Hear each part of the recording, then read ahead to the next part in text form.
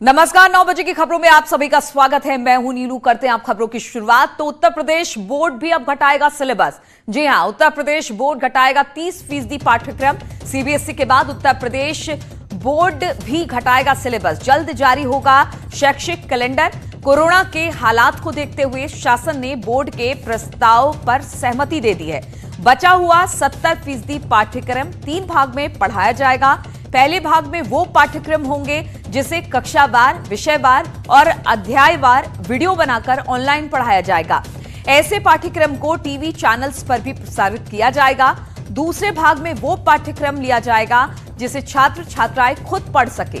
तीसरा भाग प्रोजेक्ट आधारित होगा जिसे छात्रों को पढ़ाया जाएगा।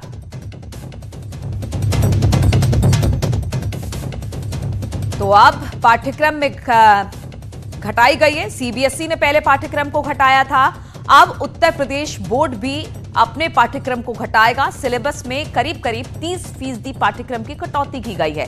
सीबीएसई के बाद उत्तर प्रदेश बोर्ड ने ये जो सिलेबस कम किया है उसे जल्द ही शैक्षणिक सत्र में यानी कैलेंडर में शामिल कर दिया जाएगा।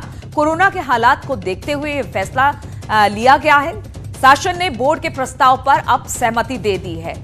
बातचीत करने के लिए रंजना हमारे साथ लखनऊ से जुड़ गई हैं। रंजना, जिस तरह से सीबीएसई ने पाठ्यक्रम को कम किया था, अब उत्तर प्रदेश बोर्ड ने भी अपने पाठ्यक्रम को कम किया है। किस तरह से इस पाठ्यक्रम को अब बच्चों को पढ़ाया जाएगा और कब से ये लागू कर दिया जाएगा? देखिए नीलू, ये 3 पार्ट में इसको सिलेबस को बांटा जाएगा। 70% जो सिलेबस बचेगा उसको, और पहले ऑनलाइन जो बच्चों को पढ़ाया जा सके उसको रखा जाएगा। दूसरे पार्ट में उसको प्रोजेक्ट तैयार करने के लिए बच्चों को कहा जाएगा, और तीसरे पार्ट में वैसी चीजें रखी जाएंगी जो बच्चे खुद से पढ़ सके। साथ ही साथ जो सरकार ने जिस तरह से दूरदर्शन और इन सब चीजों का इस्तेमाल करके कुछ चीजें टीवी पे भी चलाने का फैसला किया है, तो उसको भी बच्चों तक पहुंच सके वैसी चीजें भी उसमें रखी गई हैं उसके एक अंतिम वाले पार्ट में। तो इस तरह से देखा जाए तो खुद deputy CM doctor Dinesh Sharma ने कहा है कि हम बच्चों के सुविधा के लिए, क्योंकि कोरोना के चलते क्लासेस नहीं हो रहे, इसलिए ये फैसला लिया है कि 30% जो है सिलेबस को कम कर दिया जाए, 30%, और उसके बाद जो 70% को बांट के जितनी सुविधाजनक तरीके से बच्चे उस ज्ञान को ग्रहण। रंजना, ये कितनी कक्षा से कितनी कक्षा तक ये सिलेबस को कम किया गया है? देखिए, ये जो माध्यमिक जो शिक्षा माध्यमिक बोर्ड का है वहाँ उसने ये फैसला लिया है, और ये 10वीं तक के बच्चों को जो है इसमें शामिल किया जा रहा है। और ये क्योंकि अगले सेशन में जो बच्चे परीक्षा देंगे उसकी तैयारी के लिए, क्योंकि जब इधर पढ़ाई नहीं हो पा रही है, स्कूल नहीं खुल रहे हैं, तो इसलिए सरकार को शासन को ये निर्णय लेना पड़ा, और ये बोर्ड की तरफ से, यूपी बोर्ड की तरफ से एक प्रस्ताव। बिल्कुल, तो रंजना, कहा जा सकता है कि पढ़ाई भी सुचारू रूप से हो और जो तमाम क्लासेस हैं वो भी छात्रों को मिले, इसलिए शायद ये निर्णय लिया गया है कि जो सीबीएसई की बोर्ड है उसने अपने पाठ्यक्रम को कम किया है तो अच्छी तरीके से बच्चों को पढ़ाया जाए, इसलिए पाठ्यक्रम में थोड़ी कमी की गई है और ये जल्द ही लागू हो जाएगा। बहुत बहुत शुक्रिया आपका हमारे साथ जुड़ने के लिए।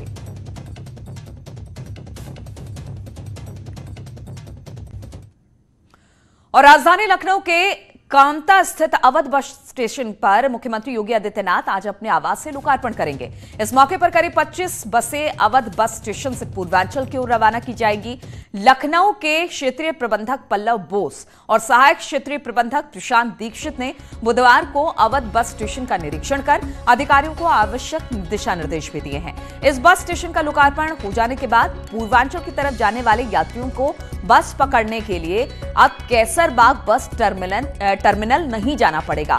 अवध बस स्टेशन से गोरखपुर, बलिया, आजमगढ़, अयोध्या, बस्ती, बाराबंकी, बहराइच, गोंडा सहित पूर्वांचल के सभी रूट के लिए रोडवेज बसें चलाई जाएंगी। हम आपको बता दें कि पूर्वांचल के लिए अवध बस स्टेशन से करीब 400 बसें चलाने की योजना बनाई गई है, और यहां से बसों का संचालन शुरू होने पर कैसरबाग चौराहे पर लगने वाला जो जाम है उसमें भी कमी आ जाएगी। अवध बस स्टेशन पर यात्रियों को सैनिटाइज करने के लिए 3 सेंसर युक्त और 3 पैडल वाले हैंड सैनिटाइजर की व्यवस्था भी की गई है। अवध बस स्टेशन का लोकार्पण मुख्यमंत्री योगी आदित्यनाथ अपने आवास से आज करेंगे। अवध बस स्टेशन के साथ ही मुख्यमंत्री प्रदेश के 6 बस स्टेशनों का लोकार्पण और 7 का शिलान्यास भी आज करने वाले हैं।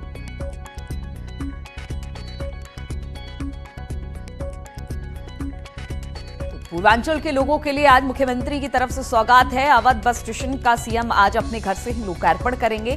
बताया जा रहा है कि 400 बसें चलाई जाएंगी और पूर्वांचल के जितने जिले हैं उसको कवर किया जाएगा। कैसरबाग जाना नहीं पड़ेगा और कैसरबाग जाए बिना ही अब अवध बस स्टेशन से ही पूर्वांचल के लिए बस मिलेगी, जो लोगों के लिए एक राहत भरी बात है। और इसके अलावा कई और ऐसे बस स्टेशन हैं जिनमें से 6 बताए जा रहे हैं जिनका आज लोकार्पण और 7 का शिलान्यास भी आज किया जाएगा मुख्यमंत्री की तरफ से।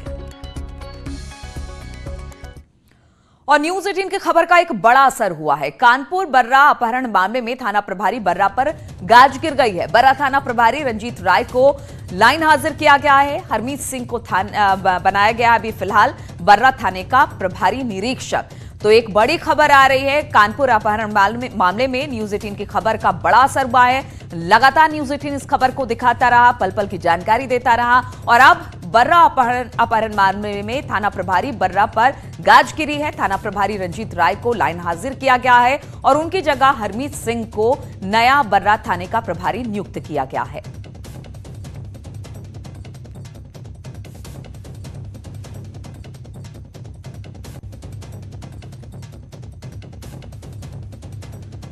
तो कल से लेकर आज तक कई बार इस मामले में ट्विस्ट आ चुके हैं। बात कुछ और हो रही थी, बात को बदल दिया गया। थाने की तरफ से जो पुलिस वाले थे उन्होंने अपने बयान बदले, लड़की ने अपने बयान बदले जिसके भाई का अपहरण हुआ है। और अब इस पूरे मामले पर जिस तरह से खबर न्यूज 18 ने दिखाया, अब इस मामले पर कार्रवाई हुई है। बर्रा अपहरण मामले में थाना प्रभारी बर्रा पर गाज गिरी है। प्रभारी रंजीत राय को लाइन हाजिर कर दिया गया है, वहां से हटाकर हरमीत सिंह को फिलहाल बर्रा थाने का प्रभारी निरीक्षक बना दिया गया है। हालांकि अभी तक जो लड़का है वो अपहरणकर्ताओं के कब्जे में है, उसे छुड़ाया नहीं जा सका है। लेकिन लगातार इस पूरे मामले पर ट्विस्ट एंड टर्न आते रहे हैं। और उधर कानपुर किडनैपिंग केस में एक बार फिर से ट्विस्ट आ गया। जिस तरह से मैं आपको बता भी रहे थे कि अगवा लड़के संजीत यादव की बहन एक बार फिर से अपने बयान से पलट गई हैं। संजीत यादव की बहन रुचि ने कानपुर पुलिस पर गंभीर आरोप लगाया। रुचि ने दावा किया कि उसने अपना बयान पुलिस के कहने पर बदला है। रुचि का आरोप है कि क्राइम ब्रांच के एक अधिकारी ने उसे भाई की जान की सलामती का हवाला देकर बयान बदलने को कहा। उस अधिकारी ने यह कहा कि बैग में पैसे होने की बात कहने से उसके भाई को जान का खतरा हो सकता है। और इससे पहले रुचि ने कहा था कि जो बैग पुलिस की मौजूदगी में किडनैपर्स को फेंका गया था उसमें पैसे थे ही नहीं, जबकि अब कह रही है कि उसमें पैसे थे। रुचि ने कल शाम को भी यही दावा किया था कि पुलिस के कहने पर ही उसने 30 लाख रुपए बैग में रखकर दिए थे।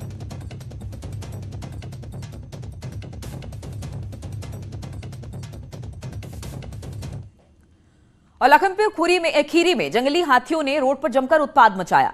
पलिया थाना क्षेत्र में दुधवा के रास्ते नेपाल जाने वाले रास्ते पर करीब 20 से 25 हाथियों का एक झुंड बीच सड़क पर आ गया। तस्वीरें आप देख सकते हैं, न्यूज 18 की एक्सक्लूसिव तस्वीरें आपको दिखा रहे हैं कि किस तरह से बीच रास्ते में हाथियों का यह झुंड आया, जिसके चलते करीब 3 घंटे तक गाड़ियों का जाम लगा रहा। जंगली हाथियों के झुंड का वीडियो सोशल मीडिया पर अब जमकर वायरल हो रहा है। गाड़ी घुमा के रखिए। अरे भूमि है गाड़ी सर, चिंता कर, बंद क्यों कर है यार।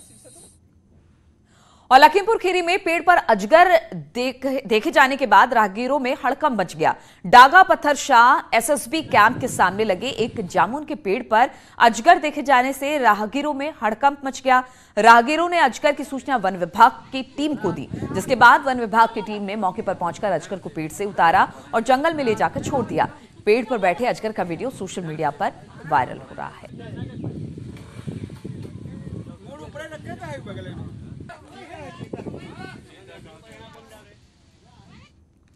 और बात ऋषिकेश की करें तो यहां पर नीलकंठ मार्ग पर इन दिनों एक टस्कर हाथी का आतंक है। पिछले साल इसी रास्ते पर टस्कर एक युवक की जान भी ले चुका है, तो वहीं रामनगर के मुहान में दहशत का पर्याय बने टस्कर हाथी की मौत हो गई।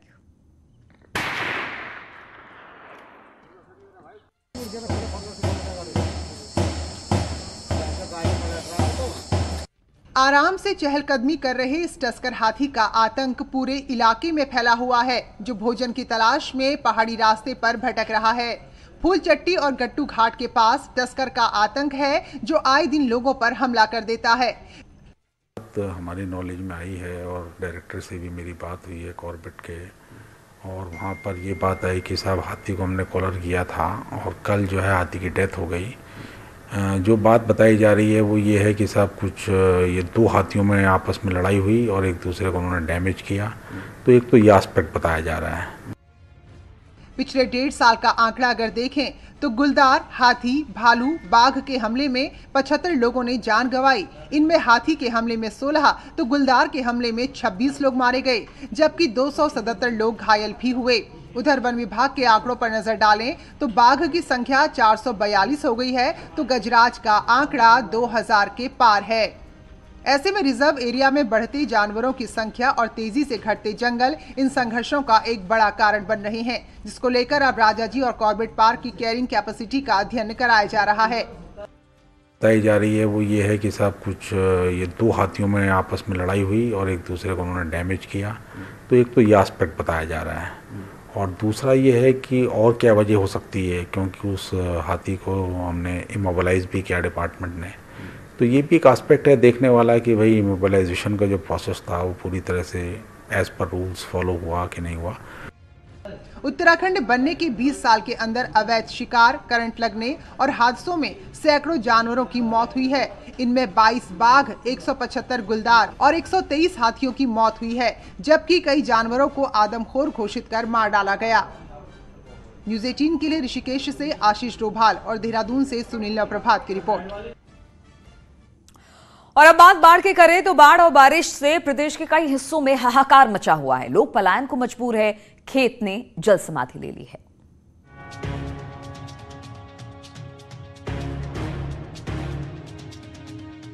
यूपी में चारों तरफ पानी का प्रकोप, कहीं घर डूबे, कहीं खेत बहे, कहीं डूबी जीवन भर की कमाई।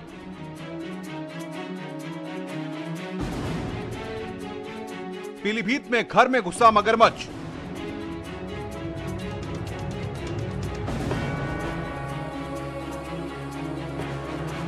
बेडरूम में मगरमच्छ देख उड़े होश। लखीमपुर खीरी में नदियों का ट्रिपल अटैक, घाघरा, शारदा और करनाली का टूटा कहर। खीरी में 200 गांवों पर मंडराई मुसीबत। कोई धारा बदल देती है, कई बार विभिन्न अन्य कारणों से कटान होते रहते हैं, तो उसके लिए निरंतर जो बाढ़ खंड हमारा है कार्य करता रहता है। जगछंगा टांडा, जंगल नंबर 7, देसरा टांडा, तीनों टांडे तबाह हो गए, उनकी जमीनें सब कट गई, सब बेघर हो गए। पे जो भी अधिकारी आते हैं देख के और चले जाते हैं, बस थोड़ा यही बोरी वोरी लगा गए और चले गए।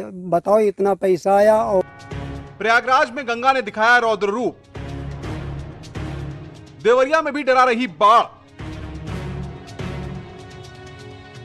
महाराजगंज में नेपाल से आई मुसीबत,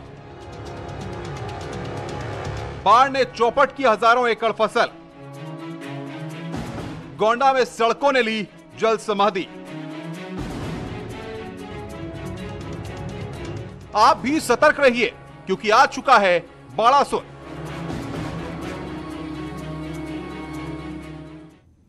तो सूबे में बाढ़ का कहर जारी है। हर साल पुख्ता दावे और खोखले वादे के बीच इस बार भी आम लोग पिस रहे हैं। किसानों और आम लोगों को पानी का प्रकोप ना झेलना पड़े, इसके लिए सरकार करोड़ों रुपए खर्च करती है, लेकिन प्रशासन की उदासीनता की वजह से योजनाएं सिर्फ फाइलों में ही सिमट कर रह जाती है। हर तरह की बाढ़ से लोग बेहाल दिख रहे हैं। पीलीभीत के सहवाजपुर गांव के एक घर में तो मगरमच्छ घुस आया। बाढ़ के पानी के साथ आया मगरमच्छ एक बक्से के नीचे छुप गया। घर वालों ने देखा तो उनकी सांसें अटक गईं। काफी मशक्कत के बाद मगरमच्छ को वन विभाग की टीम ने नदी में छोड़ा। लखीमपुर खीरी में घाघरा, शारदा और करनाली नदी का ट्रिपल अटैक लोगों को भारी पड़ रहा है। जिले के 5 तहसीलों के करीब 200 गांव हर साल बाढ़ की चपेट में आ जाते हैं। हर साल 70,000 से ज्यादा लोग बाढ़ से प्रभावित होते हैं, जिनमें हजारों लोग तो बेघर हो जाते हैं। सरकार की कई अच्छी योजनाओं के बावजूद प्रशासन की लापरवाही के चलते लोगों की मुश्किलें फिलहाल कम होती नहीं दिख रही हैं। कई बार नदी अपनी धारा बदल देती है, कई बार विभिन्न अन्य कारणों से कटान होते रहते हैं, तो उसके लिए निरंतर जो बाढ़ खंड हमारा है कार्य करता रहता है। और जैसा आपने विगत वर्ष में देखा होगा कि लगभग बाढ़ का प्रभाव बहुत ही कम रहा। यद्यपि विगत वर्ष में बारिश भी कम हुई थी, एक कारण भी था, लेकिन जो कार्य कराए गए हैं पिछले 2 सालों में, पिछले 3 सालों में, उसका भी सकारात्मक परिणाम हमको देखने को मिल रहा है। और हम उम्मीद करते हैं कि जो इस साल और पिछले 3 सालों में कुल 14-15 कार्य कराए गए हैं, इनसे निश्चित रूप से हमें लाभ मिलेगा। न्यूज 18 की टीम ने प्रशासन के दावों का रियलिटी चेक भी किया। बिजुआ ब्लॉक के ढकिया खुर्द में तो गांव वालों ने दावों की पोल खोलकर रख दी। समस्या यहाँ ये है कि आए दिन यहाँ जो है कटान होता रहता है, कई गांव यहाँ कट के चले गए। हमने बाकी इलाकों का भी जायजा लिया जहाँ भी किसानों के खेत को बाढ़ ने निगल लिया। बाढ़ लखीमपुर खीरी के 5 तहसीलों में तबाही बन के गुजरती है। शासन प्रशासन हर वर्ष योजना बनाता है, कभी करोड़ों की योजनाएं बनाती है। इस वर्ष भी 36 करोड़ रुपए की योजनाएं बनाई गई थी। आप देख सकते हैं ये 16 स्टड बनाए गए हैं। आप विजिलेंस साहब देख सकते हैं 16 स्टड हैं जो बनाए गए हैं और सिर्फ घास फूस लगा के इनमें खाना पूर्ति कर दी गए हैं। वहीं प्रयागराज में भी गंगा का रौद्र रूप देखने को मिल रहा है। गंगा का जलस्तर बढ़ने से निचले इलाकों में लोगों को काफी मुश्किलों का सामना करना पड़ रहा है। कई इलाकों में तो घरों में पानी भर गया है। लखीमपुर खीरी से मनोज शर्मा के साथ ब्यूरो रिपोर्ट, न्यूज 18। तो विक्रू कांड को अंजाम देने वाला विकास दुबे भले ही एनकाउंटर में ढेर हो गया हो, लेकिन 2-3 जुलाई की रात को खूनी खेल खेला गया था। उसकी तस्वीरें न्यूज 18 पर हम आपको लगातार दिखा रहे हैं और इस मामले में रोज कोई ना कोई खुलासा भी देखने को सामने मिल रहा है। श्याम तिवारी कानपुर से हमारे साथ जुड़े हैं, साथ ही सौरभ भी हमारे साथ जुड़े हैं। श्याम, अगर इस पूरे मामले की बात की जाए तो अभी कोई अपडेट इस पूरे मामले को लेकर, क्योंकि जांच लगातार चल रही है और रोज कुछ ना कुछ खुलासे हो रहे हैं। बिल्कुल, जिस तरीके से जांच आगे बढ़ रही है उसके साथ खुलासे भी हो रहे हैं और तमाम वो तस्वीरें भी सामने आ रही हैं जो घटनाक्रम को बयां कर रही हैं, घटना की विभत्सता को बयां कर रही हैं और बयां कर रही हैं कितना हृदय विदारक वो घटना स्थल था, किस तरीके से इस वारदात को अंजाम दिया गया। लगातार ऐसी तस्वीरें ऑडियो वीडियो क्लिप के रूप में सामने आ रही हैं। आपको बता दें कि पिछले घटनाक्रम की बात की जाए तो पिछले दिनों कल अगर देखा जाए तो जो शिकायत करता था वो सामने आया। उसने बताया किस तरीके से उसको घटना स्थल पर ले जाने के बहाने विकास दुबे के घर पर ले जाया गया और पुलिस की मौजूदगी पर उसको पीटा गया, जो बयां करता है कि पुलिस पर कितना खौफ विकास का था। और विकास के सामने विकास दुबे ने उसको अपने गुर्गों से पिटवाया, इंस्पेक्टर को वहां पर गालियां बकी, उसको उल्टा सीधा कहा, किसी तरीके से इंस्पेक्टर उसकी जान बचा करके सामने आए। लेकिन सबसे गौर करने वाली बात यहाँ पर यह है, जो हम पहले से भी कह रहे थे और इस बात पर मुहर लगाई है राहुल तिवारी ने, कि आखिर पुलिसकर्मी ने जिसके साथ इतनी अभद्रता हुई थी, तत्कालीन थाना अध्यक्ष, उसने एसएसपी को इस बारे में जानकारी क्यों नहीं दी थी। क्योंकि ये मामला आगे लेकर के राहुल तिवारी गए थे, वो एसएसपी के पास गए, उन्होंने शिकायत की, तब उसके बाद उन्होंने दबिश का आदेश किया। लेकिन जिस इंस्पेक्टर के सामने, जिस पुलिस अधिकारी के सामने उसको पीटा गया और पुलिसकर्मी से अभद्रता की गई, उसने क्यों नहीं कहा, इंस्पेक्टर को क्यों नहीं बताया कि कितना दुर्दांत विकास है। अगर वो बताता कि किस तरीके की क्षमता विकास की है, किस प्रकार के उसके पास गनर हैं, तो हो सकता है ये घटना। बिल्कुल शाम, घूम फिर कर जो जांच की सुई है वो पुलिस वालों पर ही आकर अटकती है।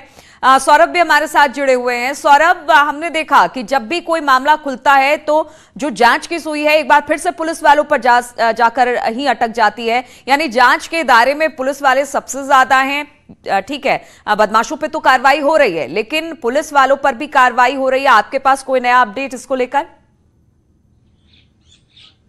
नीलू, जाहिर तौर पे जब ये पूरा मामला सामने आया तो दुर्दान अपराधियों का तो अंत हो गया, ये पीछे ये विकास के किले का तो अंत हो गया, लेकिन अब खाकी की बारी है। खाकी का कब अंत होगा? खाकी के वो दिमाग जो खाकी पहनकर इन दुर्दांत अपराधियों के एजेंट बनकर काम करते हैं, तमाम वो ग्रामीण थे, तमाम वो परिवार थे जिनके परिवार के लोगों को मुठभेड़ में मार गिराया गया, उनका आरोप था कि वो इस पूरी घटनाक्रम में शामिल थे। उनके परिवार ये सवाल पूछ रहे हैं कि आखिरकार वो खाकी के अपराधी कब पकड़े जाएंगे। उनके परिवारों के मन में सवाल है, क्योंकि उनका साफ तौर पे आरोप है जब विकास आरोपी दबंग विकास उनको बुलाता था, नहीं जाते थे, तो यही पुलिस थी, उनके घर के लोगों को घसीट के ले जाती थी, मारती थी, तो वो मजबूरन अपराध की दुनिया में आए। वो कोई पेशेवर अपराधी नहीं थे, गांव में खेती किसानी करने वाले लोग थे, अपना परिवार पालने वाले लोग थे। तो इस कांड ने सिर्फ पुलिस कर्मियों के ही परिवार बर्बाद नहीं किए, बल्कि उन सबके परिवार बर्बाद हुए हैं जो मुठभेड़ में मारे गए हैं, जिनके परिवार के लोग अंदर हैं।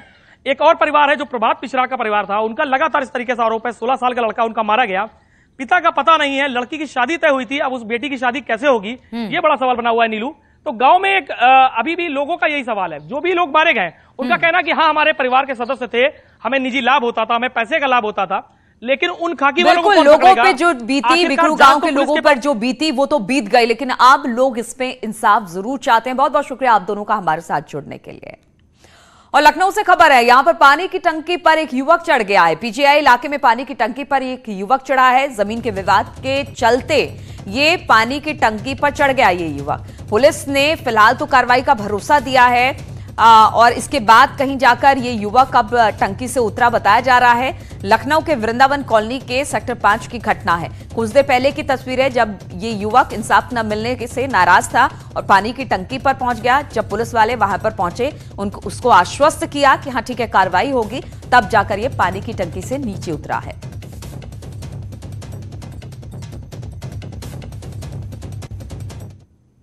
और इसी के साथ इस बुलेटिन में फिलहाल इतना ही। रुकेंगे छोटे से ब्रेक के लिए, लेकिन ब्रेक के बाद लगातार खबरों का सिलसिला यहां जारी है।